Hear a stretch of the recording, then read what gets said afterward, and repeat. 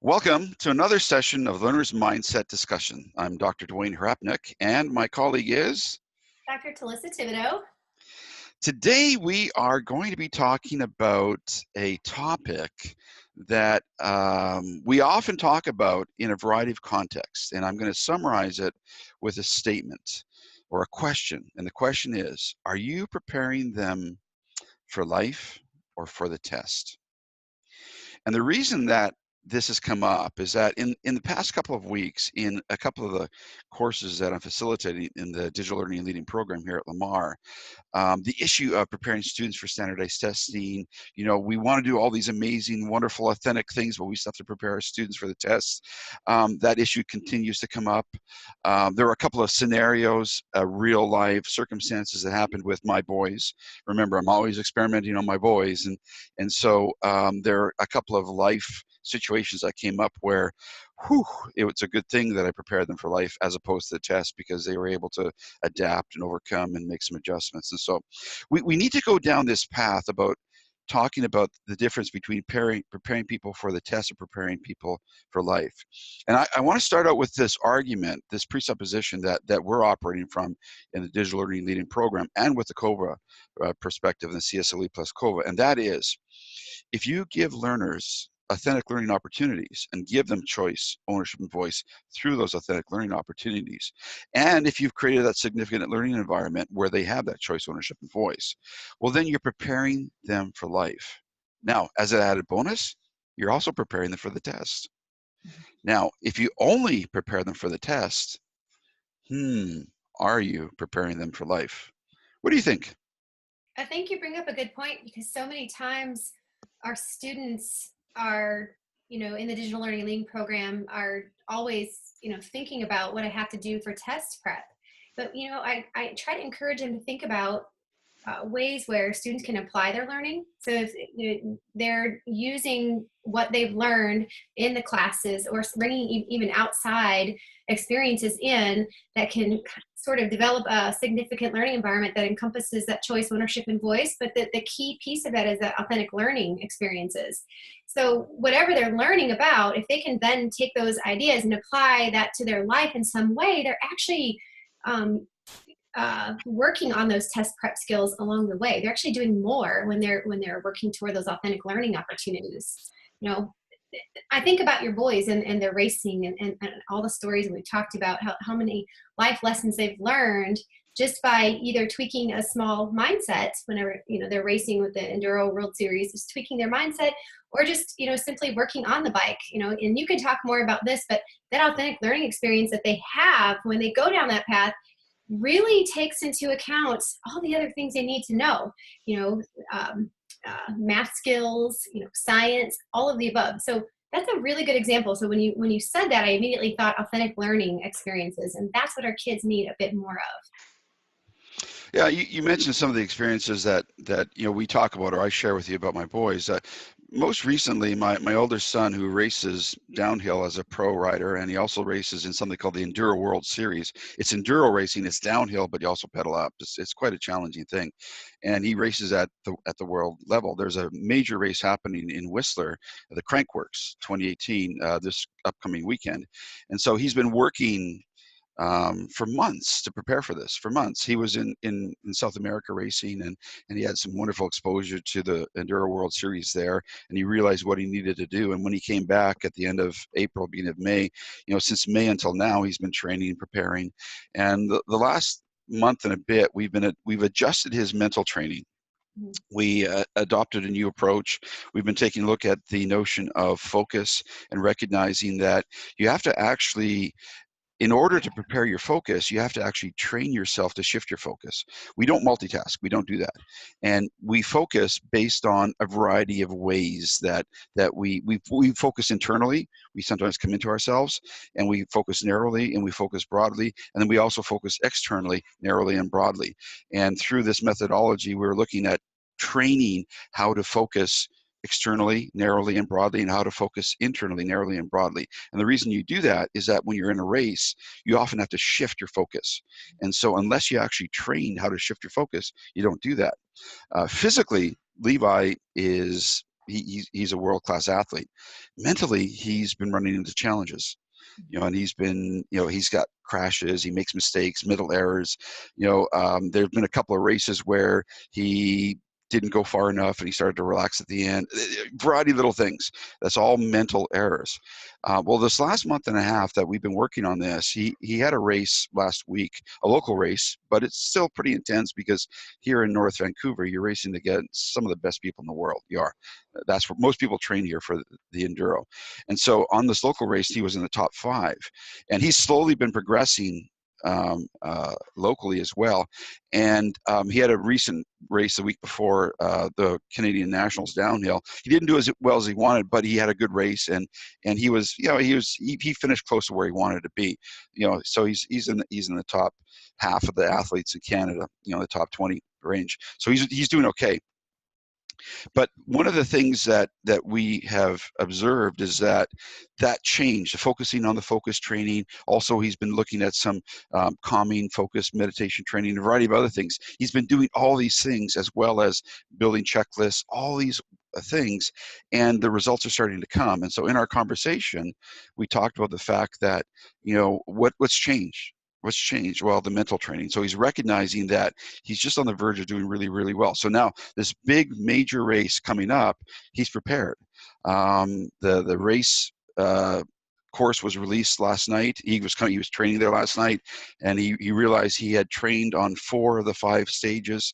Physically, he's prepared. Mentally, he's prepared. He's actually feeling pretty good about this. But the work, the ongoing repetitive work, analysis, he keeps a log of what he's doing, writing things down, analyzing, introspection, metacognition, reflection, agonizing over the horrible results, and then looking at ways to improve. That ongoing process doesn't come by practicing for a test. Okay?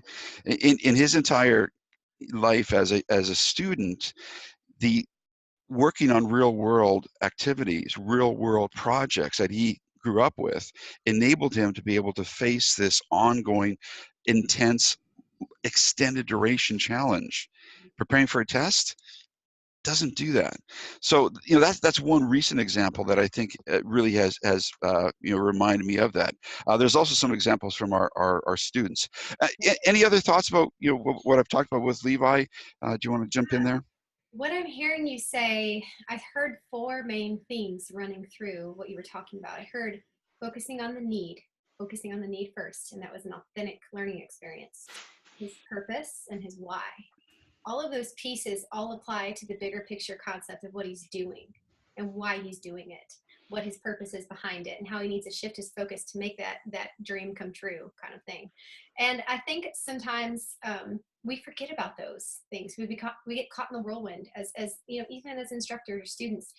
We sometimes lose that sense of our purpose and our passion and our why. And how does, when we're working with students, what are they doing? Who do they want to become? Who do we want to help them to become? And how do they get to that bigger, broader picture perspective? When you talk about Levi getting all the way up to the Enduro World Series at Whistler doing the Cranks work, I think it's called Cranks Works.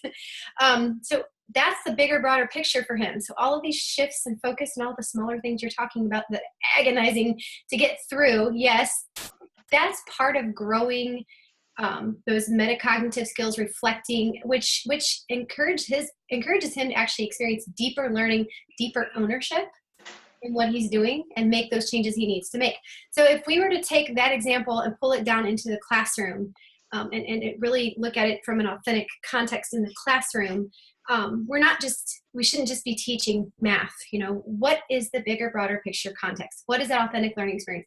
Why? So when I'm helping folks build their outlines in one of the course that I'm working with in the rough drafts, and always looking at, they might explain and give a really good description about what they're doing, but how does that fit into the bigger, broader picture? That's the big piece. So when you find ways to connect to the bigger, broader picture, the test kind of takes care of itself. Yeah, there may be some drill and practice you have to do 20% of the time, right? 20% of the time, spend 80% of the time on that authentic learning. But that's still there. There are some things that are still there, but that preparing them for life, you don't get that time back. if you're a third grade teacher, a 10th grade teacher, you don't get that time back with those students. You get that one shot, that one opportunity. Are you going to be the teacher that they come back to and say, you know, this person really cared about me, my life, and where I was going. You know, this teacher cared.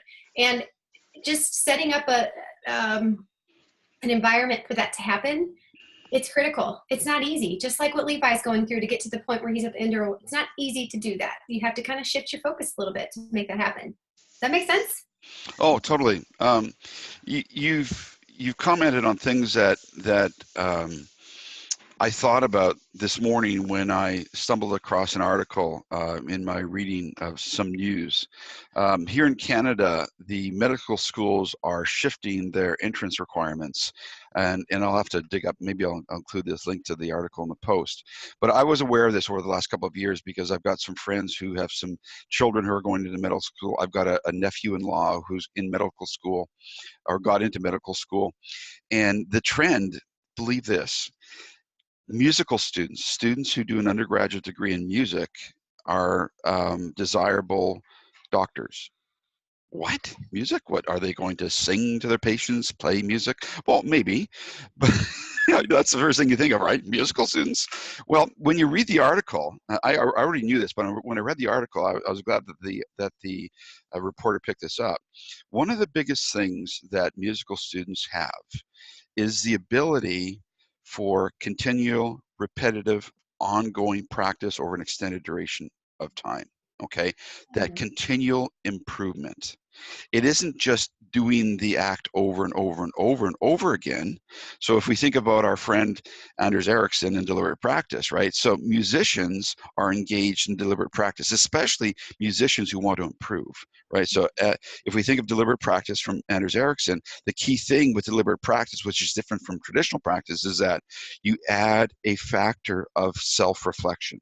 So with deliberate practice, you don't just mindlessly practice over and over. No, you practice something, you break it down, you take a look at what's happening, and you use feedback to see if it's working, right? And you're always looking to improve. Well, guess what? I'm going to use Levi as an example. And my other son Caleb does this. In the off season, or even now, they also use something called the free lap. They've got these timers. So they've got watches, they've got Garmin devices, they have a timer, and they'll set up a timer and they'll run a section of the course over and over and over again. And they find just that key point, the last second that they can break. They find the point of the berm that will give them the right G-force to come around. They practice over and over and over in that one little section to make sure that's working. So deliberate practice is using a combination of feedback and that feedback to make adjustments in what you're doing. So getting back to the example of the medical students. So medical students who have got a musical background, especially if they're good students when it comes to music, they have this discipline of reflection. They have this discipline of continual improvement. They have this discipline of recognizing that they need to work at it continuously if they need to improve. And so as the reporter sort of quoted a doctor who now is who was a musician, you know, he said, you know, I'm a surgeon and I can run this procedure 35 times in a row. But if I don't focus on continually improving what I'm doing, I'm not getting better, right? When you read that, you go, holy crow, that's totally different than preparing for a test. Because what do you do for a test? You cram, you memorize, you hold your breath, you write the test, you exhale, and it's done. And then you go on to something else. Whereas with real world activities, authentic learning, you're trying something. Oh, that didn't work. I need to adjust. I have to modify. Okay, I'll try that. Oh, that didn't work. I need to adjust, right? So again, I think of those circumstances. Right now, our DLL students that I'm working with right now in the organizational change course, they're recognizing through the influencer model, looking at breaking down those behaviors and seeing how I can actually modify things. They're recognizing how many factors are involved and how many things they need to do. And through the 6 sources of influence model, they're recognizing that they have to use social motivation, personal motivation, structural motivation. They have to use all these different things. And at the same time, they have to experiment, adjust, try, experiment, try, adjust. Totally different than a test. But these students are recognizing by doing this in the real world, they're going to actually work. I had one student in discussions saying, I don't want to sound arrogant, but I'm going to do this. If I implement all 6 sources, if I really am clear on my results, identify my vital behaviors, this change is going to work. I know it's going to work because I've covered all the variables. Now, she also said, and even if it doesn't work, I know how to make adjustments. When I read that, I was going, yes, she's got it, because she's living in the real world. She's applying this to the real world, right? That you don't get that from a test. Now, if we were to give her a test, she would do wonderful in the test because she's got the ability to adapt, overcome, to make adjustments, right? So yeah, it's a totally different perspective. You know, with authentic learning, you get the test for free or the test prep for free. I was thinking about how much mental endurance it takes really to make that shift in a way. I was thinking also about, you know, your sons, but the doctors as well. You know, I don't want a doctor, let me just hear me out. I don't want a doctor who's really good at passing tests but has no experience with surgery working on me. That so while you were talking about that, I thought he can pass all the tests he wants, but until he has that authentic learning opportunity to kind of practice on something or someone, or you know, I don't want him working on me. You know, and so you made a really strong point there to me, just thinking about how important that real world context actually is, and to to move away from the fixed mindset does require a little bit of mental endurance, because when you say, well, if she were to authentic learning is your test. Yeah, sure, absolutely. If you're stuck in a fixed mindset and you're not willing to adapt and change and modify, grow and move forward, and you just adjust a little bit, you're going to stay right in that fixed mindset, and that's going to be really difficult then to move ahead with your plans and what you hope to do and achieve in life. So it's a combination of shifting that focus and understanding the purpose and the passion and the why, but also looking ahead to where you want to be and who you want to become.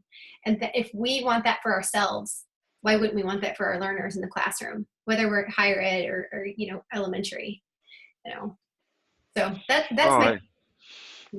I think it's so important. You mentioned that I don't want a doctor who isn't practicing. Well, it's interesting that you mentioned that. Over the years, I've moved around a lot, and because I move around a lot, and I'm getting old, I have to go for a yearly checkup.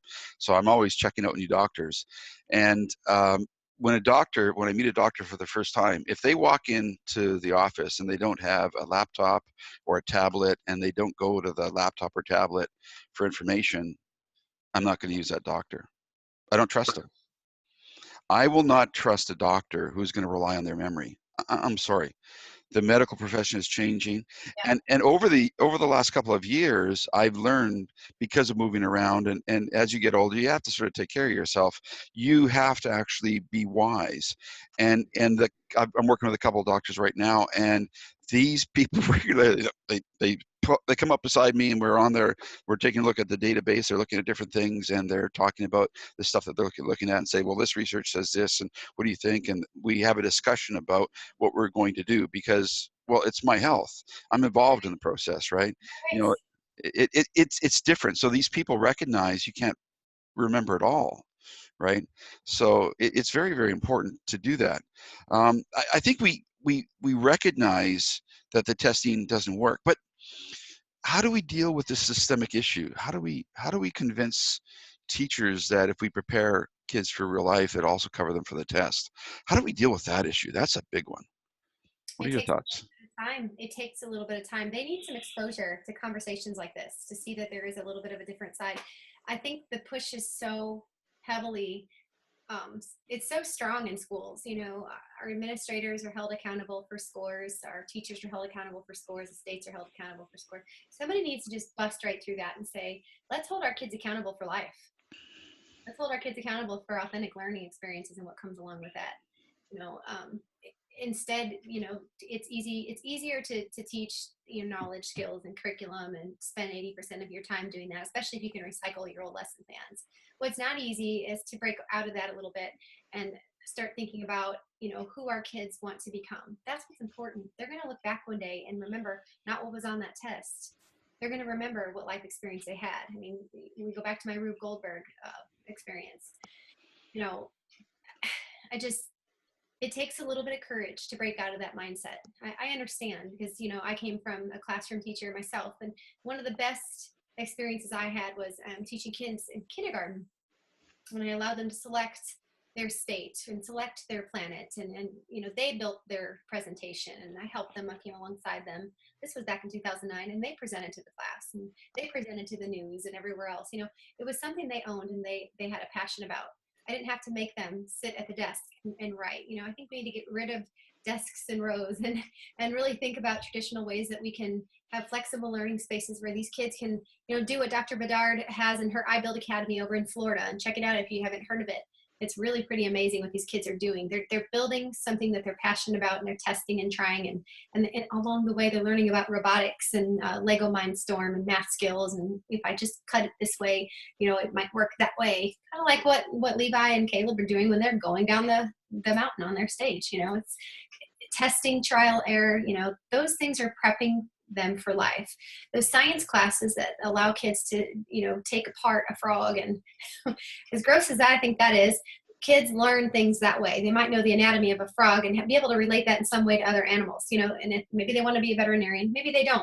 Maybe it'll contribute to their scientific knowledge in some way. Those are authentic to me, as long as they're not controlled too heavily.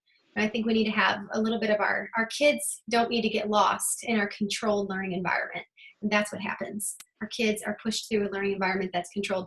And it, you know, to break away from that, a lot, you know, just testing out some things, using, you know, trying out different things with technology, using augmented reality in the classroom, virtual reality to change the way we learn a different concept. Why not test and try these things? These kids are going to get involved with creating and making this. And they'll learn so much more along the way than we've just focused on 4 + 4 = 8. You know, we've got to apply it to the bigger world concepts. And that goes back to authentic learning opportunities. And the kids have to have choice, ownership, and voice for that to happen. So we've got some work to do, Dr. H. We've got to talk to folks and get our DLL students, our communities of practice out there talking to folks, and you know, our delusional optimism to change the world one learner at a time. This is our step to do that. We're trying to, you know, think of these things, and hopefully it'll reach somebody who will listen. So we have to help people alleviate the fear, or deal with not necessarily the fear is always going to be there, right? So help people deal with the fear of you know, meeting the requirements for testing. The other thing you mentioned was the notion of experimentation. We need to encourage that. We do that in the DLL program, and I think we're going to be doing that through our professional development courses that we're just about to offer. There's another thing that I think we need to do, and that is, and you already alluded to that. You mentioned, you know, Dr. Sue Bedard's work in iBuild Academy. That's an example of a real world learning environment, and she refers to it out of school learning, OSL. So it's a supplemental program. OSL is a new term. But if we look at some of our DLL graduates, a recent graduate up from New Jersey, and his experience with grade 3 mathematics, he moved away from just teaching a test, because first time the kids are going to be tested, they're statewide, grade 3. He went with authentic learning, had kids doing math and exploring math, and he tried to make it as real as possible. And their scores were significantly higher than the previous year, better than they could have imagined. And so I think the other thing that we need to do is point to a lot of these examples, that by doing real life, you can also prepare people for the test. I think it's going to be important for us to show that, because if you really think about where we've gone, so examples, and here's one more thing. I think we need to educate educators and administrators on how foolish this notion of preparing people for the test is. And I'm going to use an animal example, okay? I grew up on a farm, so these animal examples are easy, but I think people can understand this as well, okay? And I'll use an example that might be even politically appropriate in this current time. If you are preparing an animal for market, you want it to grow, you want it to be healthy. There's a lot of farmers out there, or there's a lot of companies out there who will force feedlot animals and feed them a diet that fattens them up really, really quickly. They get fat, they go to market. But the product that comes out of these animals isn't that great. It's not that healthy for us. It's not that wonderful. This idea of grass-fed animals, range-fed chickens, grass-fed, that's the best, it's the healthiest, organic. We know that that is the best, okay? Because it takes time, we care, we allow the animal to grow and develop effectively, as opposed to just force-feeding the animal, okay? So if we look at testing is like preparing the kid for the test, preparing the kid to be weighed. And we all know that if you weigh the kid enough times, it'll actually fatten them up. Well, no, it won't. Testing them multiple times doesn't help them. It just tells you where they're at. Unfortunately, we've got carried away with the testing. Because we have too much testing, teachers will fall into this, okay, let's force feed them. Let's prep them for the test. No problem. We can increase test scores. Easy to increase test scores. The science is clear on this. There's a lot of science on this, a lot of research. Give the students the right conditions, memory retrieval tricks. There's a whole bunch of methodologies for doing well when you need to regurgitate information. There's test prep skills that you can lessen people's anxiety. There's all kinds of things that you can do to increase test scores, and the research is clear. You can easily increase test scores, very easily. Now, when you take a look at actual learning, well, increased test scores doesn't always equate with increased learning, because if you look at the long term, the results, if you were to test students a month or two or after, those studies show that there's no retention. So if you want that deeper learning, you can't force feed the kids. You can't be stuffing them in the feedlots. You can't be pumping the information into them, hoping they'll regurgitate it effectively. You actually have to do that natural, long-term, extended learning environment where they actually grow. And as you were talking about, when we think about where do these kids want to be, who do they want to be, how can we help them to become who they want to be? Once these kids are engaged in growing and developing and growing into the potential that they have, you don't take that away from them. They'll do well on tests because they're growing into these people who are going to be future entrepreneurs, future business people, future lawyers, future doctors. They're growing into the people who are going to change the world, because we've invested that time, effort, and energy to help them grow into who they want to become. So if you look back at my animal example, yeah, sure. Hey, we've got a whole industry about force feeding animals. It's not so good. It works, not so good. We know it's not healthy. If you really want to be healthy, you got to do it right. And I think what we're looking at is doing it the right way. Now, doing it the right way, you also get the health, you also get the test, you get all the extra benefits. So the only challenge we face, what are some of the challenges with doing it the right way with authentic learning? Why is it so much easier to default to the test? Wonder why. Takes time. Time. Yeah. Backwards design thinking, looking at learning outcomes first. Who do our learners want to become? Yeah, the culture, the quick fix, right? Got to deal with the silver bullets and folks thinking technology solves all the problems. It takes a lot of time to shift that. Yeah, no, we've got that McDonald's drive-through mentality when it comes to education. Oh, something quick here. Let's just apply this. Here's a piece of technology. I'll apply this technology. We'll use Seesaw. Problem solved. And students are doing e-portfolios because we applied Seesaw. I'm not being critical of Seesaw. Wonderful tool, wonderful, excellent. But using it as a quick fix to have students use e-portfolios, well, why are you doing the e-portfolio? Why? It goes back to why, right? Yeah, well, it's helping students to find their own voice. Well, why do you want them to find their own voice? Well, because of research by Mesereau and Dewey and people like Bandura argue that until a learner actually expresses their voice through an oral format, through written, until they find their own voice and express their own voice, a lot of research shows they're not really learning. That reflection, that metacognition, that ability to find your voice. So using Seesaw is not about using the technology. No, using that tool is giving the learner the opportunity to do that metacognitive practice, to reflect on what it is they're learning, and to help them find their voice and to really take ownership. That's why we're doing it. I think you've nailed what our next learner's mindset discussion needs to be, and that's really simply on using tech tools to support the learning process and what that looks like and how that can really enhance deeper learning based on the research. So yeah, moving away from that quick fix. Yeah, I agree. So do you think we've exhausted this idea of preparing them for the tests as opposed to preparing them for life? Which is better? Well, I would argue preparing them for life. you think we've covered it all? Is there any other thing we need to talk about? I think I think we covered it, but tests aren't bad. They're just, we want to clarify and qualify, right? They're a data point. They help you find oh out what learners are. So we're not saying that. We're just saying we've got to prepare our learners for life. There should be, if you think about it, just think about it common sense wise. What's more important, a test or life? That's an easy question to answer. If I'm preparing my learners for life, the test will come with it, come behind it at some point. Well, actually, I think you've also introduced another topic for one of our discussions, and that is this idea that whenever we talk about these ideas, people automatically assume, oh, well, they're just talking about authentic learning, which means you can't do anything else. That's all you can do. Well, no, we're not extremists at this end. Well, not complete extremists. No, you got to find a balance. Yeah, you're right. We're not saying don't use a test. We're not saying you live in a world where we don't have tests. No, we live in a world where standardized testing is a reality. There's a way that you can mitigate it. And as we talked about in our other discussion on, which one was that? I can't remember now, but we had another discussion where we were talking about, it might have been rubrics or something where we talked about these ideas. But if you just focus on the testing, you're so limited. We're not saying just do that. We're saying do it all, but in the right context, in the right way, with the right amount of time, the right amount of focus, right?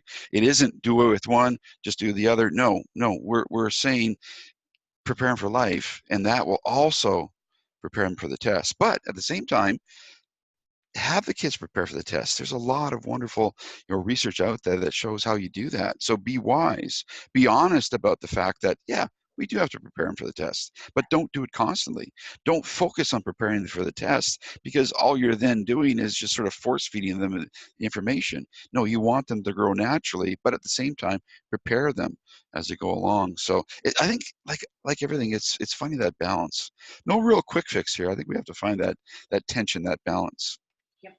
Tough Okay. to do. Well, I think that's about it for this session. So I want to thank you so much for entering into this conversation with me, and I'm looking forward to exploring our next conversation about technology and the quick fix and tech tools and stuff like that. I know you and I've been talking about that, and that one might be a bit of a long one. So next week, I think we're going to hit it. So thank you for joining us, and we'll see you again next week. Thank you.